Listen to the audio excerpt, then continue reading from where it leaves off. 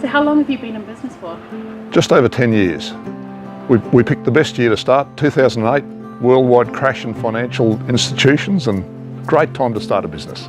And what type of crops do you do? Principally warm type crops, so all the cucurbers, watermelons, rockmelon, honeydew, zucchini, cucumbers, and tomatoes and capsicums, principally.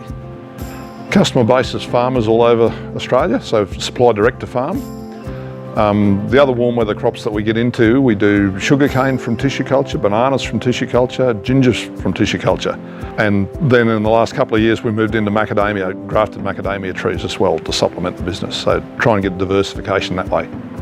We built the nursery from scratch. Being an Australian farmer, I copied what everybody else had done and tried to build it myself to keep costs down, and most of it's worked pretty well.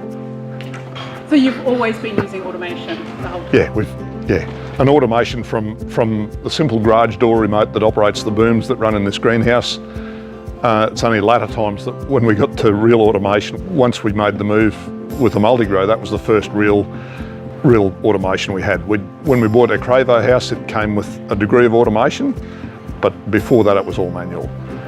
Do you sort of see an actual return on investment using automation? Oh, absolutely. It allows us to look at criteria that before we just did by feel. So it certainly has. And once we established our grafting operation, so we're grafting watermelons, it gives us precise control over the environment that we need.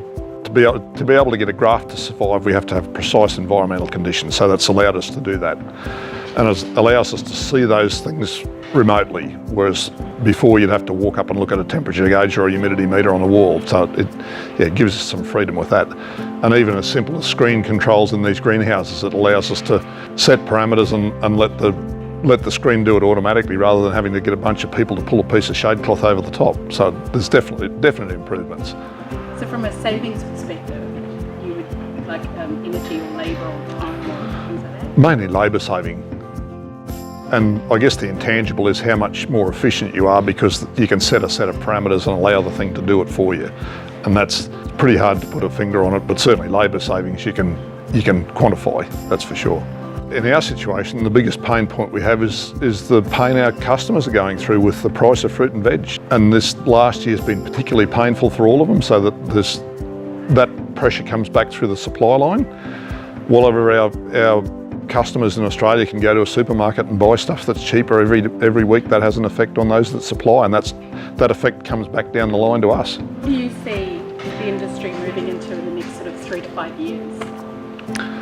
I think from a nursery point of view, there's more pressure on us to go from supplying field growers with crops into supplying greenhouse growers and more advanced plants, because the pressure will be, or is, against field production, because field production tends to be unreliable because of the weather. So there's more movement to protected cropping in Australia, and with the move towards protected cropping will be the move towards more advanced plants and more precise plants that they need supplying for that environment. So you say advanced plants, what are some examples? Well, I think we've been overseas and looked at the trend in Europe, and I think that will apply here where somebody who's invested heavily in protected cropping can't afford to get a seedling that's equivalent to a field seedling and have the time to grow it through. So their expectation is that their nursery will supply them a plant that's perhaps grafted, pruned, pre-trained and advanced before they can afford to put it into their facility. Would you say that you're one of the more advanced growers with the fact that you're using quite a lot of automation and you're interested in technology?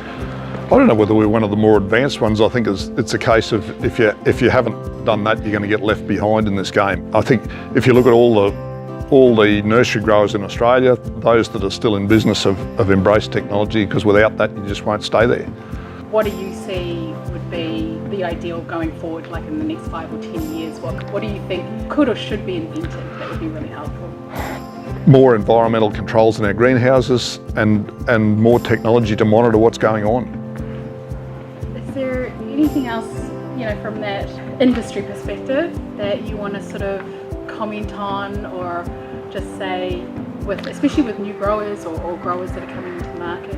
Well, I think for our end of this business, and whether we're supplying a field grower or a greenhouse grower, I think for us to stay viable, and that's any of us in this game, we've got to keep up, and I think the pressure will come back from us through to you about the sort of equipment that we want.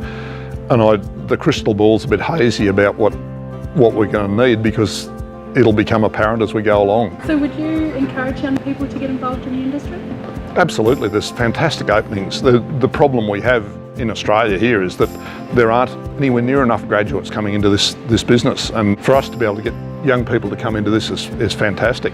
And our head nurseryman here is a young guy that's come to us that we're putting through university, because it's a fantastic career, because we can't go buy people from anywhere else.